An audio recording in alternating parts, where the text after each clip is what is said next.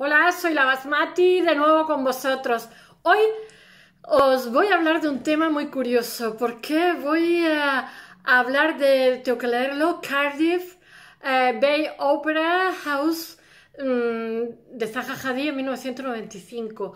Es un proyecto no realizado, no construido, es decir, no construido equivocadamente, porque la ópera de la Bahía de Cardiff, vamos a ver, la ópera de Gales estaba en un teatro, Nude Theatre, de mala manera, ¿no? Y entonces necesitaba un teatro de la ópera, pero a la vez, digamos, tenía una zona, se estaba invirtiendo muchísimo en UK para, como si dijéramos, rehabilitar de forma moderna para publicitar determinadas zonas, ¿no? Estamos en Gales. Y entonces el furor provinciano devora este proyecto magno que ganó. Ahora lo contaré. Y entonces realmente lo que se quiere hacer cuando se crea una inversión de este tipo, como era la ópera de la Bahía de Cardiff, pues era rehabilitar toda una zona que está más deprimida y hacerlo un grandísimo centro cultural con biblioteca, con sala de conciertos, etcétera, ¿no? Y entonces el provincianismo se tiró ahí a devorar porque decían que era muy elitista. Bueno, teniendo en cuenta que era mujer y musulmana iraquí y había habido 2 años antes una guerra con Irak, pues ni os cuento, que nada tenía que ver. La pobre, una artista excepcional, era arquitecta maravillosa, pero bueno, voy a contaroslo. Bueno, hoy es cortito, espero. Bueno, la Ópera de la Bahía es uno de los mejores proyectos de los 90, por eso lo estoy contando. Es un proyecto excepcional que no se llega a realizar, porque mirad, el camino que se jalona no solamente está aquello que se cuenta y se cuenta, también hay proyectos que no se llegan a realizar por infinidad de asuntos que no son controlables, y este es uno de ellos. Es un buenísimo proyecto, un proyecto vanguardista, un proyecto que iba por delante, además precioso, que iba a regenerar totalmente esa zona, que era de buen gusto, que era una maravilla, y bueno, se echó encima medio mundo allí diciendo que ellos no querían esas moderneces y no se llegó a realizar después de haber ganado el proyecto, el arquitecto. Fue una tragedia, y además fue una tragedia para Gales, que precisamente no se ha caracterizado nunca por su buen gusto arquitectónico. Espero que no me... Es un lugar maravilloso, yo he estado varias veces. Ellos tienen su propia lengua, es un lugar antiguo y tal, pero muy provinciano. Y bueno, en cuestiones de arquitectura, pues no es lo suyo. Es que mirad, en todos sitios cuecen habas, y en mi casa la primera. Yo vivo en una provincia también muy provinciana, que todo lo que les suene raro también se tiran como locos, en plan de ¡guau! Eso no, sencillamente porque por falta de información, pues no lo sé, la verdad que no quiero opinar sobre el tema. Me da igual, es un lugar encantador para vivir, como seguramente este también.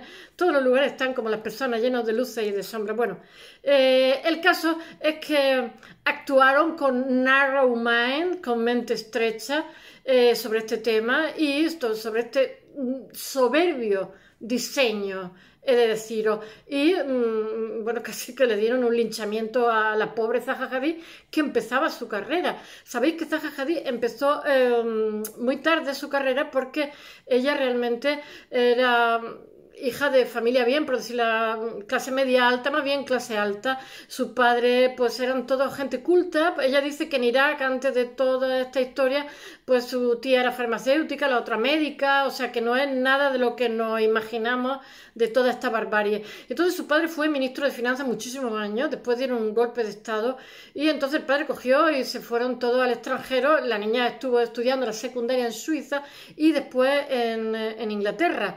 Y entonces, pero después quiso hacer matemáticas, se licenció en exactas, se fue a la Universidad Americana de Beirut. Me parece que en Egipto también hay Universidad Americana, no me hagáis caso, creo que sí. El caso con muy buenas notitas, pero después le picó el gusanillo hizo un grado de matemáticas de 4 años, y después le picó el gusanillo, dice Inglaterra, a probar suerte con la arquitectura, y le fue estupendísimamente bien. De hecho, Ren Koolhaas, que hablé de él el otro día, la fichó porque era profesor suyo y la metió en el OMA, Metropolitan Architects, fueron Zoe Zengelis, que era también de Loma, del grupo de Ren Koolhaas, que era profesor suyo, enseguida se dieron cuenta que era excepcional y la metieron en su grupo. Y ella estuvo trabajando para Ren Koolhaas, para este grupo, y además le hicieron socia, o sea, no le hicieron becaria, por decirlo de alguna forma, porque se dan cuenta que era muy, muy inteligente, estaba muy preparada y era muy original todo lo que hacía. Bueno, he de deciros que Zaha Hadid nació en 1950, entonces esta persona que de pronto es arquitecto y además arquitecto laureada y que le dan acceso antes de terminar la carrera, Ren Koolhaas, a trabajar en su oficina, después se llevaría un ingeniero que tenía Ren Koolhaas muy bueno, porque dice ella que para hacer sus locuras necesitaba un ingeniero muy bueno para que no se le cayera las casas ni matara a ningún obrero. Ella tenía cierta sorna hablando. Bueno, y ¿por dónde iba yo? Zaha Hadid, bueno, pues que nace en 1950 y bueno, cuando ella es arquitecto, digamos, se independiza, pone su despacho con muchísimos arquitectos. Trabaja tanto que muere joven, con 65 años. Digo muere joven porque deja muchísimos proyectos inacabados, pero es que yo creo que a pesar de tener una oficina... ¡Ay! Que me dan los calores siempre que estoy hablando aquí. A pesar de tener una oficina excepcional, con gente buenísima, que se sigue manteniendo y con el nombre de ella, ya lo tenía todo previsto por si le pasaba cualquier cosa, pues bueno, es que llevaba de proyectos que es una locura. Yo he visto los proyectos que ha dejado inacabados. En España, en el País Vasco, yo no sé cuántos proyectos dejó inacabados. Por lo menos 4, 5, 7, algo así, no sé, una barbaridad, porque de ampliación de la ciudad y tal. Ella felicitó al alcalde y tal, diciendo que eran maravillosas las cosas que estaban haciendo para, digamos, de puentes de la isla, de mejoras de zona y tal. Y ella se embarcó en esos proyectos, pero se murió. Le dio una bronquitis en Miami con 65 años en el año 2016 y allí le dio un infarto agudo y no hubo forma de recuperarla. Estaba un poquito gordita además. Pero bueno, ¿quién no está un poquito gordito de más? Tampoco era una obesa y bueno, tuvo mala suerte, sencillamente yo creo que trabajaba demasiado, una persona muy trabajadora.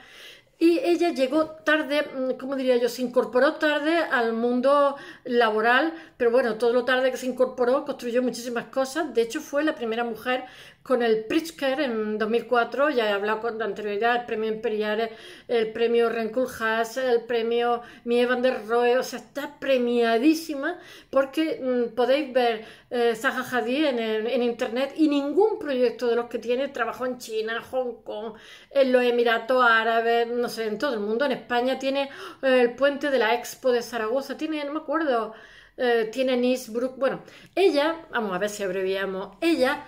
se reían un poco de ella, bueno, ya se incorporó tarde al mundo laboral, no se incorporó con 20 años, no sé cómo decir, y no sé si en el 76, 77 estuvo un tiempo con Ren Koolhaas, y digamos, sus proyectos eran tan atrevidos, le llaman constructivismo, deconstructivismo. Yo no lo veo tan deconstructivismo, pero bueno, ella dice que detestaba los ángulos rectos, que tenía muchísimos proyectos, pero nunca se los aprobaban. Y en un momento determinado le hizo el MoMA, Philip hizo una exposición con los que consideraba, Philip, el arquitecto, el de, ¿cómo se llama? El arquitecto que admiraba a Mies van der Rohe, que tiene la Glass House, etc. Pues en un momento dado hace una exposición y decide coger, pues, ¿cómo se llama el de Guggenheim? No me acuerdo. Los arquitectos que hay, digamos, más cañeros en ese momento. No sé si la hace por los 90 o por ahí. Y entonces cada uno, pues, uno trae el Museo de Berlín de los judíos, ¿cómo se llama? Frank Gehry, no me salía el nombre. Después Zimmermann, no me acuerdo cómo se llama, el del museo que es judío en Berlín, en fin. Y todos traen... Pueden traer lo que les dé la gana, les deja como opción. Tienen digamos, un espacio, cada uno, los mejores arquitectos, los que él considera mejores arquitectos, una exposición, echar el momo de arquitectos y entonces una colectiva, pero no eran muchos, eran 3 o 4 o 5 y todos muy buenos, por supuesto.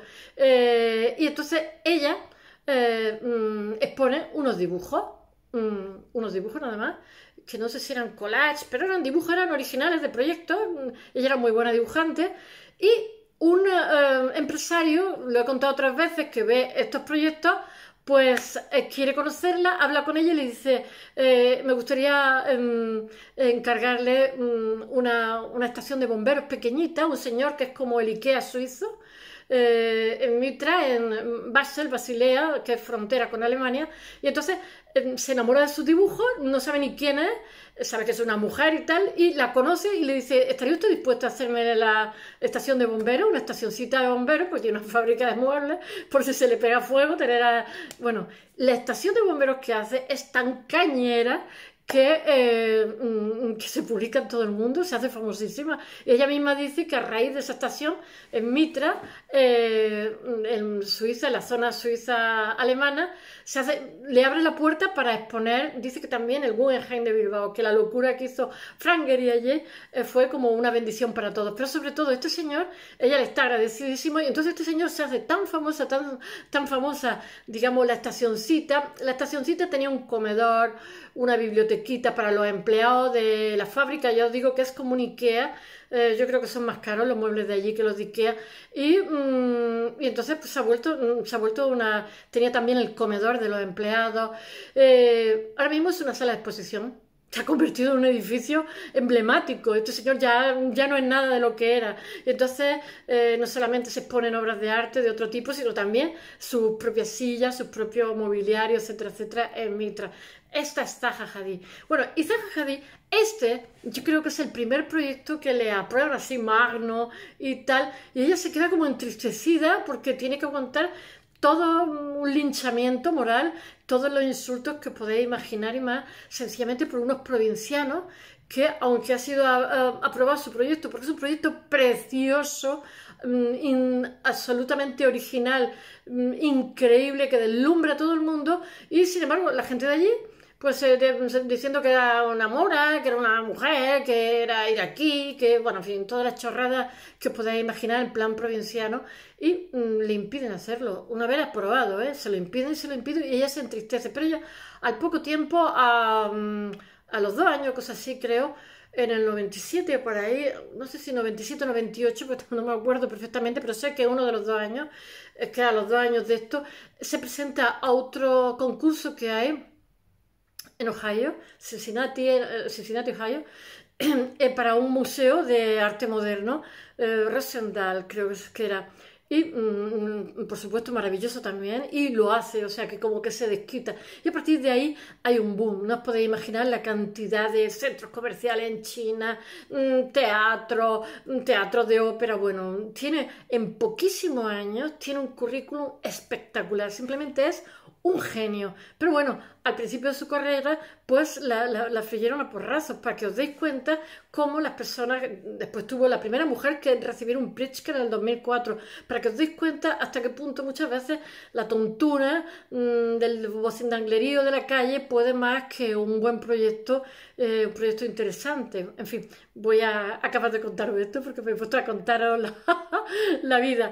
Y bueno, se hace este nuevo Palacio de la Ópera. Lo que intentan es que actúe, como he dicho antes, recuperando una zona, como pasó también con Norman Foster, que hizo una serie de edificios emblemáticos en la ribera del Támesis, en una zona que estaba muy deprimida, y después la reina, en agradecimiento, porque eso, al ser una zona deprimida, le hace edificios icónicos, entonces se revaloriza el metro cuadrado en un sitio que es barato, por decirlo de alguna forma, y eso polariza inversores, polariza especuladores, polariza todo, bueno, malo, irregular, pero revitaliza una zona que daba miedo pasar por la noche. Eso yo lo he conocido también en Valencia, en la zona de la Ciudad de la Ciencia. Era un horror. Yo estaba viviendo en Valencia y bueno, ahí por ahí no pasaba ¿cómo se llama? El Xúquer, el río. Bueno, pues no pasaba por ahí porque por la noche, y sin embargo hicieron la Ciudad de las Ciencias, que es preciosísima, y entonces construyeron muchísimo alrededor, y hoy en día es una zona preciosa. Pero vamos, ¿quién te ha visto y quién te ve? Como donde transcurría el río, o sea, desviaron el río, no sé, el Xúquer, no me acuerdo cómo se llama. Bueno, desviaron el río e hicieron unos jardines, y es una preciosidad, y puedes pasear de noche. De hecho, yo he paseado de noche sin ningún peligro, y además es un sitio bonito, es un jardín, es un pulmón para la ciudad. Pero quiero deciros que todos estos actos de recuperación tienen mucho que ver los arquitectos con sus buenos proyectos, y por supuesto las personas que los promueven para recuperarlos. Y esta ópera de Cardiff formaba parte de un plan general que había para todo el país para recuperar zonas de manera moderna, mirando al futuro, porque ya estábamos al borde del cambio de siglo, pero no hubo manera, la bahía de Cardiff, y que tiene forma una línea de costa del sur de esta ciudad de Gales. Bueno, y que se convoca un concurso en el 94, creo, y donde va lo más granado, porque era una edificación muy ambiciosa, porque eran diferentes edificios, pero digamos todo un conjunto, ¿no? Y atrae a los mejores arquitectos de todo el mundo, y lo gana una persona, una emergente, por decirlo de alguna forma, porque ella no tenía currículum, por decirlo, tenía currículum, pero era de cosas que no se habían construido. A Zaha Hadid, la iraquí, que estudia arquitectura en Londres y que antes había estudiado exactas. Pero que tiene el inconveniente de ser mujer y musulmana. Qué tontería, ¿verdad? Y además ser, pues no sé, lo que sería en aquella época, pues 40 y tanto, algo así. No hay que olvidar que 2 años antes, como he dicho, estaba la guerra del Golfo, donde Inglaterra había intervenido contra Saddam Hussein y es injustamente tratada después de haber sido aprobado su proyecto, que era un proyecto magno. Le dijeron de todo y muy desagradable, y porque hubo muchísima mezquindad, y los individuos malhumorados de la Comisión del Milenio, que realmente estuvieron en contra de ella, que es un organismo que administraba el dinero de la lotería para hacer este tipo de proyectos, y bueno, por lo que el proyecto se desvaneció, pero no se olvidó. Por eso estoy hablando de él hoy. Os tengo que hablar de más proyectos que no se llegaron a construir. Y solamente deciros que Zaha Hadid, como he dicho antes, una mezcla de constructivismo y de constructivismo. Ya sabéis que el constructivismo es de los rusos, la torre Tatlin, que hay como 2 vías en la modernidad a principios de siglo, y que bueno, el proyecto era una maravilla. Y que ella desarrolla, aparte de partir de esas premisas, desarrolla un discurso propio poderosísimo que, digamos, explota a partir de ahora y va a construir por todo el mundo obras vanas maravillosas en todos los continentes, ¿eh? En todos los continentes.